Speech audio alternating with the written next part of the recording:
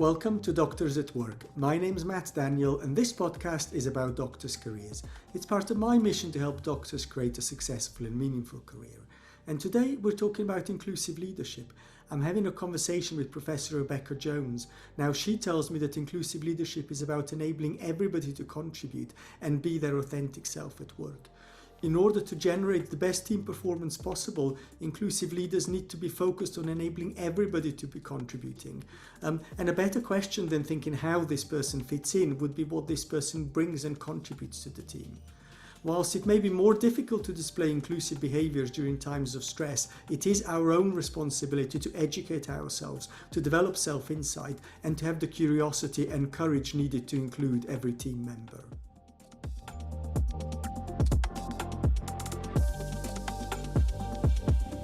Welcome, Rebecca. Tell me a little bit about yourself. Yes, hi Matt. So my name is Professor Rebecca Jones. I'm a Professor of Coaching and Behavioural Change at Henley Business School. I'm also a Chartered Psychologist and I'm co-founder of Inclusive Leadership Company. Okay. And we are here today to talk about inclusive leadership. So what is inclusive leadership? Yes. Well, inclusive leadership is I suppose it's a leadership theory, if you like, or it's a way of being or doing leadership. It's a way of thinking about how and who we are as a leader, but also it explains some of the things that we do.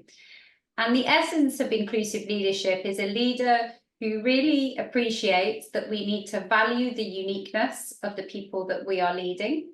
And we need to create a space where people feel like they belong. And this is why inclusive leadership is often discussed in the context of inclusion and diversity, because leaders who are inclusive really value individuals for all of their uniqueness. Plus they create a space where people feel safe, that they belong. And when we feel like that, we can really bring our whole selves to work. It means that we can be ourselves, we can speak what we're thinking. And when those kind of things happen, hopefully it leads to things like a much more innovative workspace. It helps with problem solving, decision making.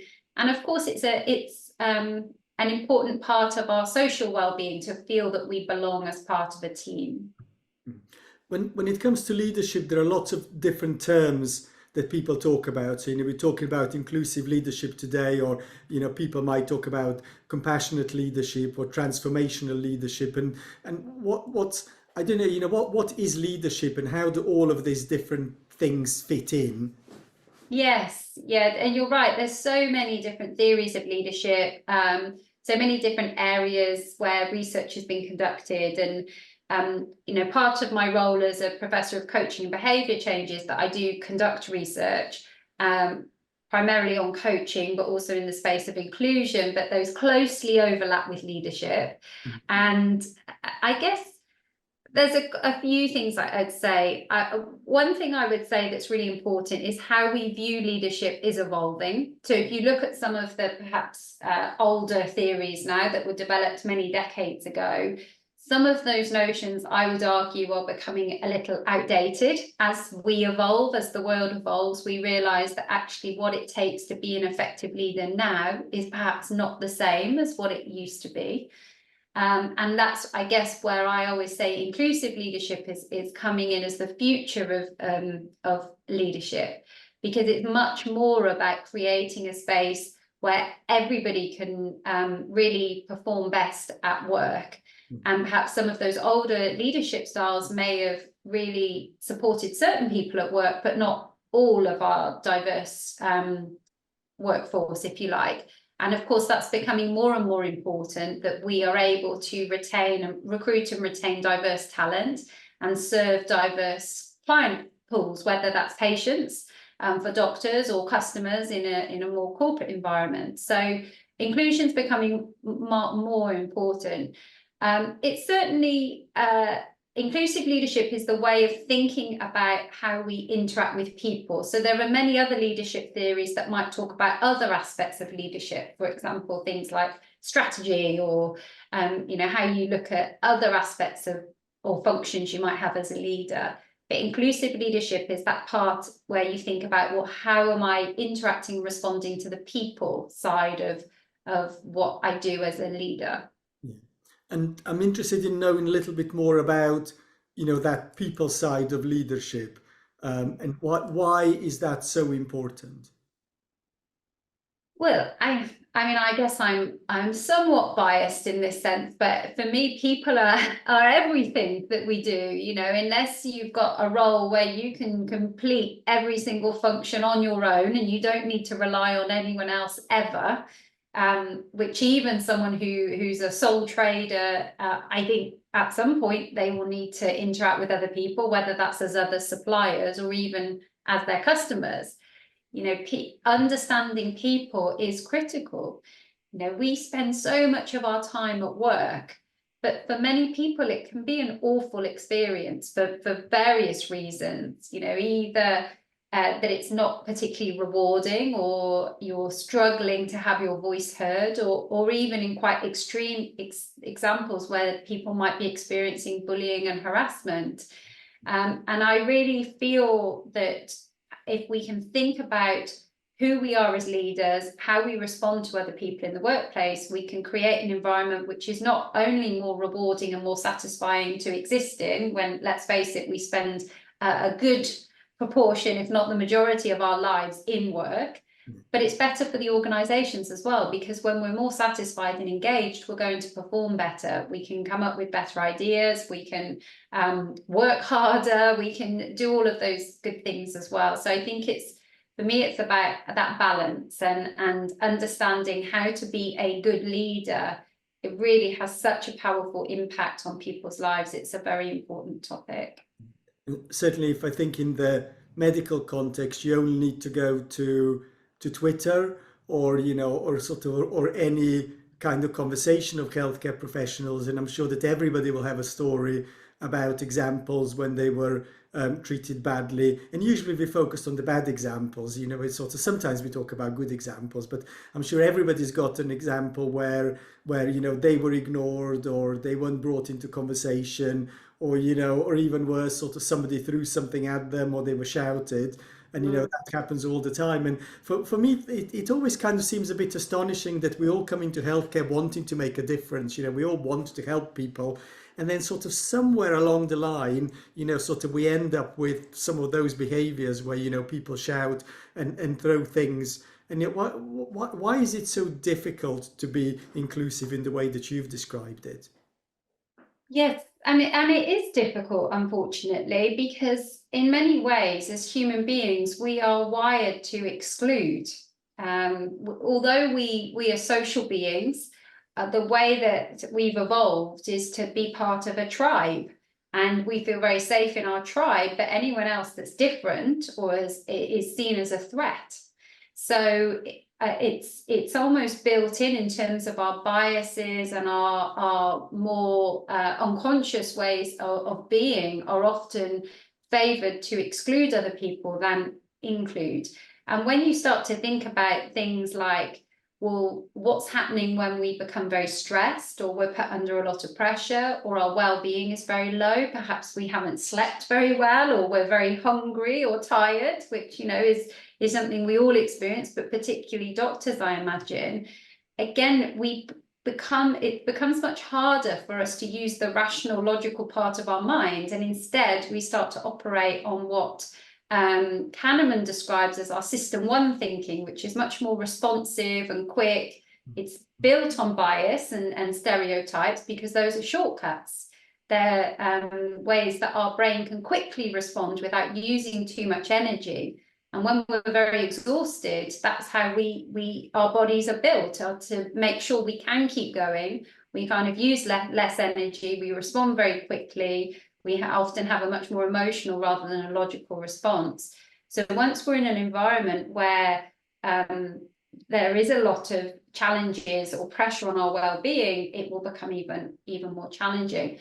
And the other thing I would just say actually about the medical context, which is very similar actually to academia, there's quite a lot of research, unfortunately, that demonstrates that things like the very negative behaviours like bullying, like you've just talked there about someone throwing something or shouting, which we would describe as bullying behaviours, are much more prevalent in professions where we see a very big power difference, or that are very hierarchical. And so medicine and academia are two typical examples of that, because you have very clear levels of profession, if you like. You know, if I'll describe academia, because it's the one I have first-hand experience, but you know, you have a professor who has worked up to a certain level, and you might have your PhD student who's at the very entry of their career, and there's a big power difference between those people in terms of the kudos or credibility that they hold, which is inherent to their title, and the hierarchy that's built in there. And whenever we think about power, unfortunately, that's when also it can be hard to be inclusive, because once someone there's a big power difference, so one party has a lot of power and someone has very little power, all of the onus is on the person with the power to behave in an inclusive way. And it can be very difficult for the person with very little power to kind of reclaim some of that balance in the interaction you have. So yes, the medicine profession is quite an interesting example where unfortunately we do tend to see that clear hierarchy and power difference, which again can make it harder to be inclusive because of those cultural influences. This sounds really depressing, Rebecca, because now I'm thinking, if you're a junior doctor and you think, gosh, you know, I've got no power, and if you're a senior doctor, you kind of think, well, I'm going to try my best, but you know, next time that I'm stressed or tired, you know, or overworked, I'm just going to resort sort of back to my intuitive thing. So, I mean, what can we do about it? Yes, and yes, I'm sorry, it does sound a bit depressing, but it's not my intention to because of course it's not to say that there is no hope. There is always things that we can do, and and the fact is that even being aware that when my well-being is low, it's going to be harder for me to be inclusive is a really important first step. Yeah. Because that means we can do a number of things. I mean, of course, if you can look after your own well-being is probably the number one thing to do. And you know, well-being is multifaceted. There are many aspects of well-being that we can pay attention to, and then it may be that we are depleted in one area but we are stronger in others. So that can be one thing to think about. So for example, if we are very exhausted because we've been working very long hours, or we've had an awful night's sleep because we've been kind of ruminating about a problem or a challenge at work, that's linked to our physical well-being. So of course, that's an important area to look at. But we can also think about things like our social well-being at work. So what kind of relationships do we have with the people at work? You know, are we proactively fostering good relationships and social bonds with the people that we work with? So is our social well-being good? We can think about things like our professional well-being. So this is things like, what level of autonomy or control do I have in my role? You know, am I getting that kind of professional reward in terms of my intrinsic motivation and satisfaction from the job that I'm doing? We can think about things like cognitive well-being. So this is always a balancing act. So have I got enough stretch in my role to get me thinking and enable me to use my brain effectively, but it hasn't tipped over to the point that I'm absolutely cognitively overloaded? And I always think a great example of this is, if you go on a training program, which has been really amazing and you've learned so much and it's been a really rewarding day, in many respects, that's a good tip for well-being, because we're kind of getting lots of those positive elements. But I'm sure you can, if you think of a time when that's happened, you get to the end of the day and you think, I cannot think of anything, my brain is overloaded with information. And so at that moment, our cognitive well-being is really depleted. So when we think about how we manage our workload during the day, are we paying attention to our cognitive energy as well? So there's lots of different areas of well-being we can pay attention to try to look after and protect. And there are other things that we can think about doing as well in terms of our behaviours and the drive, what we describe at Inclusive Leadership Company as the drivers of well-being. So these are things like our knowledge, not well-being, sorry, drivers of inclusion. So our knowledge around diversity and inclusion topics, our traits. So there are 4 key traits that we describe that are relevant to inclusion that will help drive whether we're inclusive or not. So that's empathy, humility, curiosity, and courage. And again, all of these can be built. We tend to have a natural level. For example, we might be highly empathetic, or it might be that our empathy is a little lower, but we can build and develop each of these traits.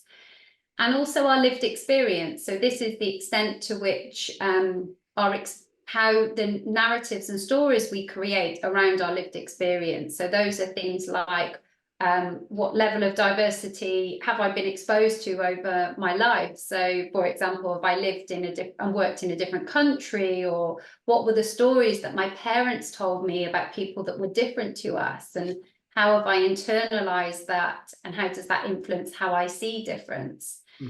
So there are lots of things that we can do to foster our ability to be inclusive, and being aware of lots of these is really the first step, because of course once we're aware of something happening, we can then be intentional about what we want to do about it.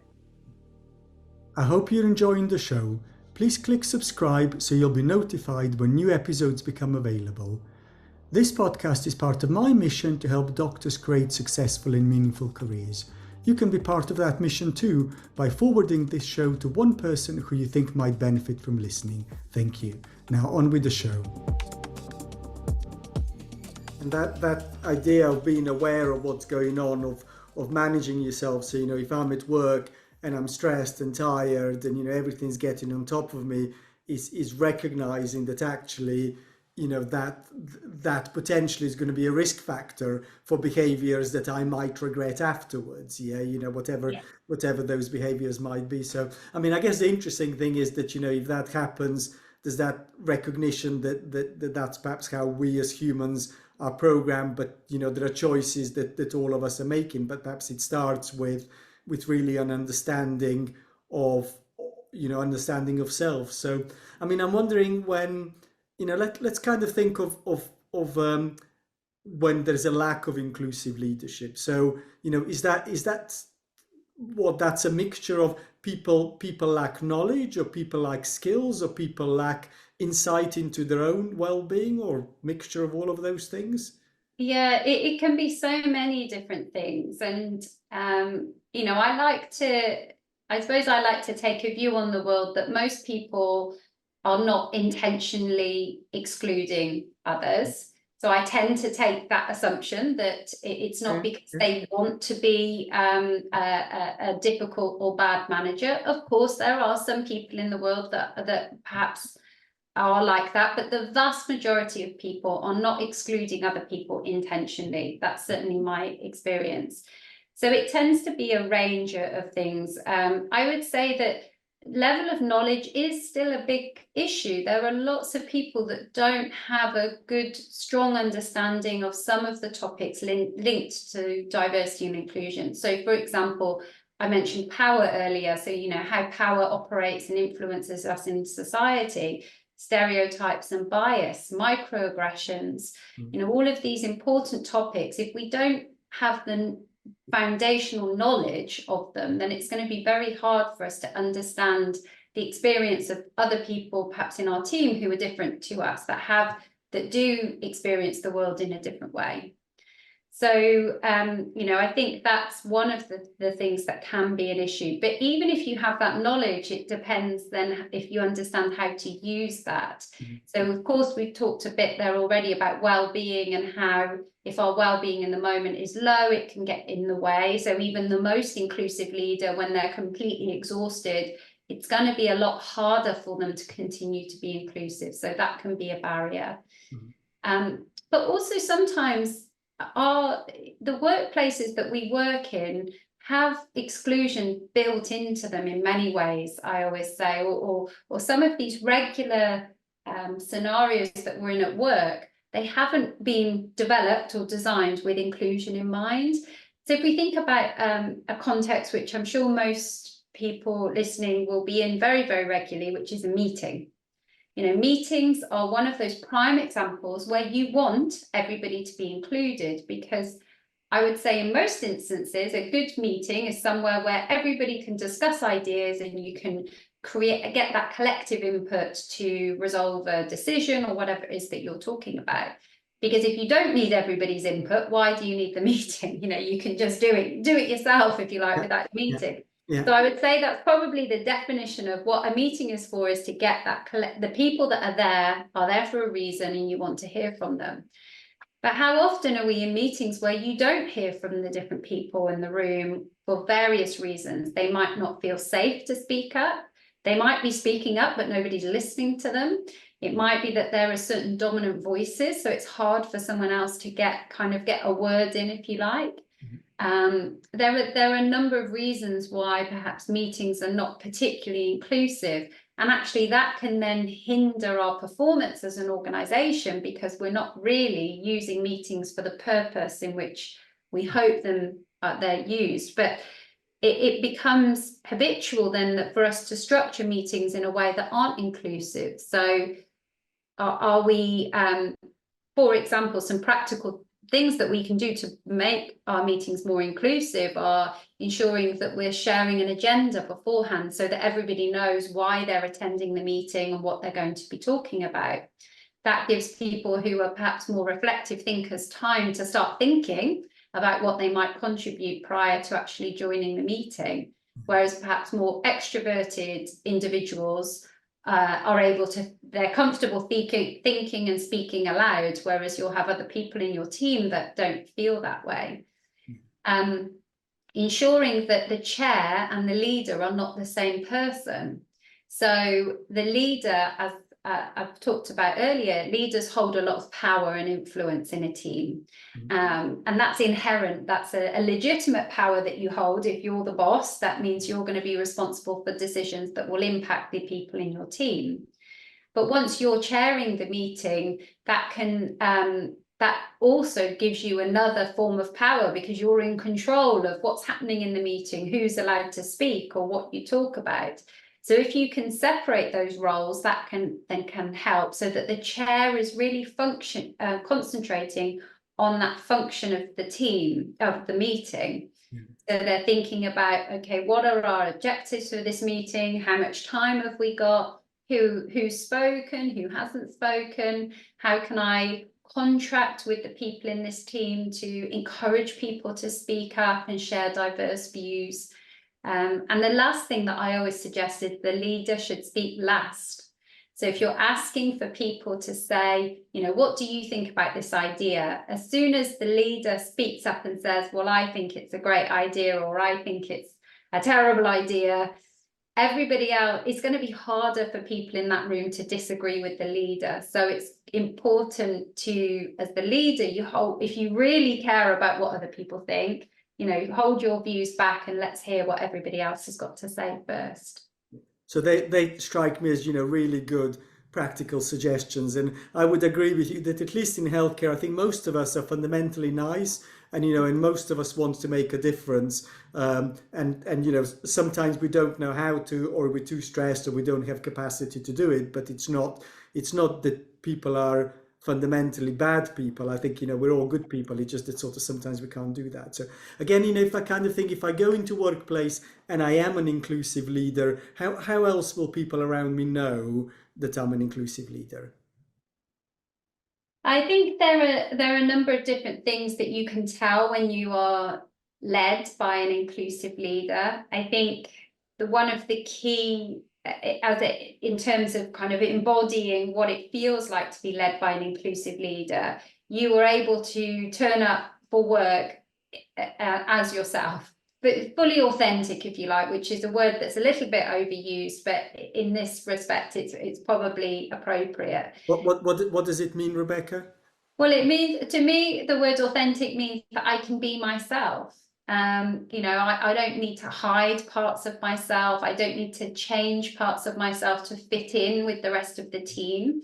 And in fact, even the concept of fitting in is, there's a lot of literature on person-organisation fit, but I think that's one of the things that we're starting to challenge now, because of course, if we fit in, it means we've probably got a team of people that are all very similar.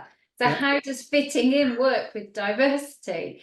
So actually a different way of thinking about that is adding to, what can I contribute to this team that's perhaps a bit different or unique?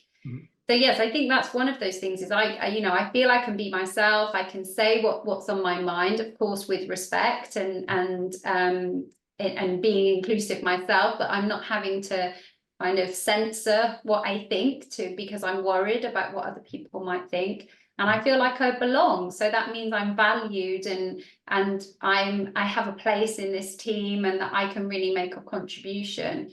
And when you're led by someone that enables you to feel that way, it's very powerful. It really enables you to really bring your whole self to work, which I think, especially when we're talking about challenging environments, it is really necessary. But there are some practical things you might see as well. I think it's things like how they chair meetings. It's things like who that leader is interacting with informally. So are they always talking to the same people, or do they make the time and effort to talk to all different people within the organization, even if that's just grabbing a coffee or who they're chatting to before the start of the meeting? Inclusive leaders tend to be very flexible. So one of the things that we always say is that there are many routes to good performance. So an inclusive leader supports people to work in the way that is effective and suitable for them, obviously bearing in mind that there might be certain constraints in certain roles for ethical or governance perspectives, but setting that aside, often we have a lot more flexibility in how we complete tasks than we might first assume. And other less inclusive leaders might be more focused on, well, this is the best way to do this task, and therefore this is how I would like you to do it. Whereas an inclusive leader supports those other individuals to find their own best way, and that they have that kind of flexibility. There are many other things. I mean, I suppose one last thing I'll say here is that inclusive leaders also shine a spotlight on people in their team. So they're a sponsor for them, if you like. And that means that even when that person's not in the room, they're speaking up about them in a positive way, talking about their strengths, their contributions, and they're really able to do that for all of the people in their team for what they are uniquely contributing, rather than say one or two best performers that they might highlight outside of their immediate team context. That idea of what's this person contributing versus how that person's fitting in, that to me it's making me think differently. Because I think in medicine we do spend a lot of time thinking, how's this person going to fit into the team? If we appoint another GP partner or another consultant, how do they fit in? So that thinking, and of course you're right that you just end up recruiting people that are exactly the same as you, whereas what somebody's bringing to the team, I like that as a different way of thinking. And I'm interested, you use the words curiosity and courage as kind of as traits. Can you tell me a bit more about those two things? Yes.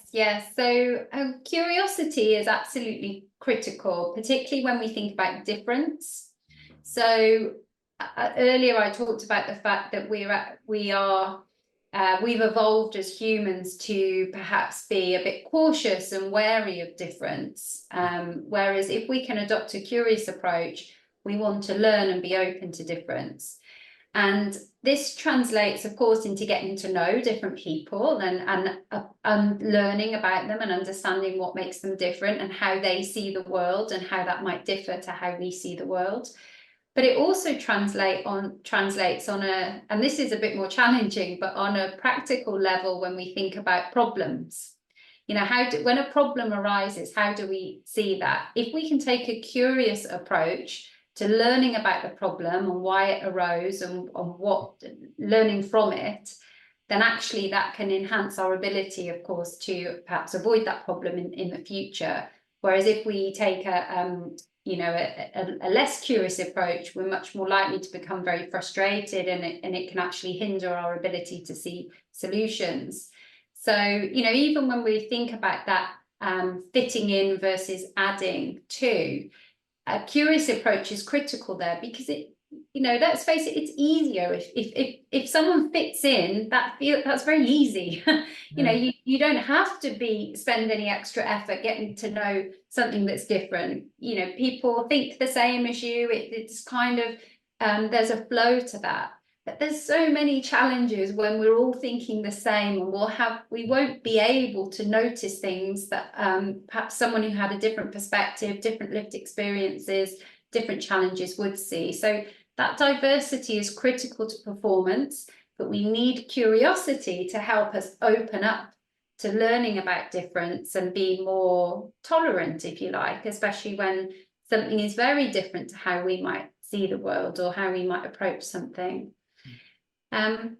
And courage is critical, particularly for that inclusive leader, and particularly if you are being an inclusive leader where inclusion is not the dominant approach, because you'll need courage to speak up, to be an ally, to highlight areas where inclusion are not happening or where there are problems that perhaps need to be addressed.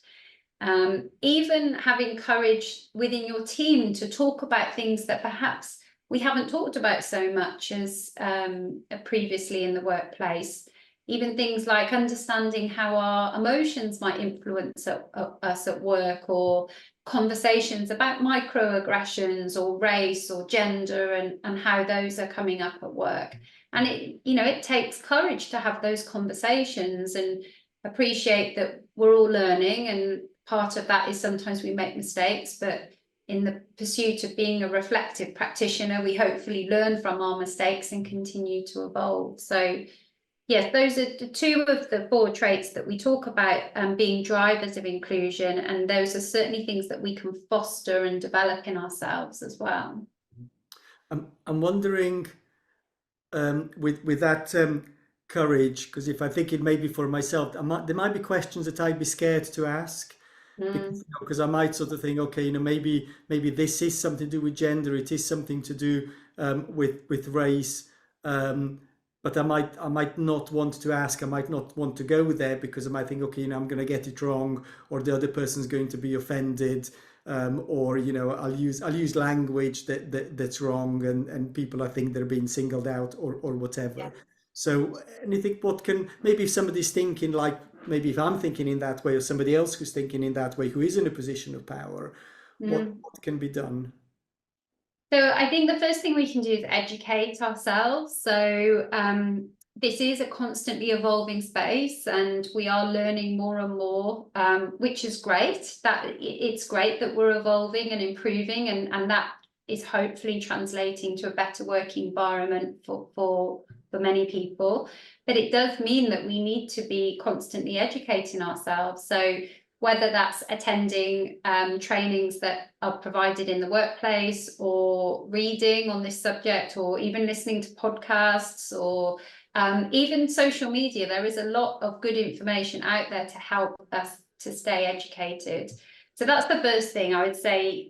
Everyone has a responsibility to educate themselves. It's not someone else's responsibility to educate me. It's my responsibility to educate myself. But in addition to that, there are other things that we can do. I mean, if we take the example of saying the wrong thing, as I said, we are all human. I've said the wrong things in workplaces that, I think afterwards, I shouldn't have said that, or I wish I hadn't said that, or that wasn't, there would have been better choices around language.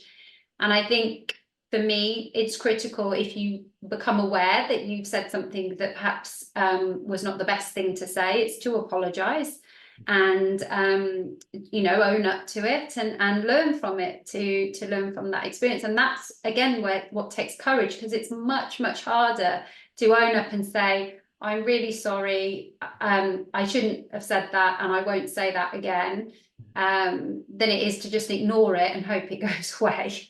So that's certainly another area where courage comes in.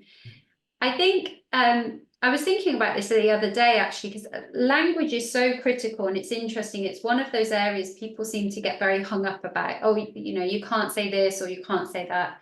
And I take a perspective that there's a lot of words in the English language. We have many choices. There's a very small number of words that we now feel are not very inclusive and better not to say.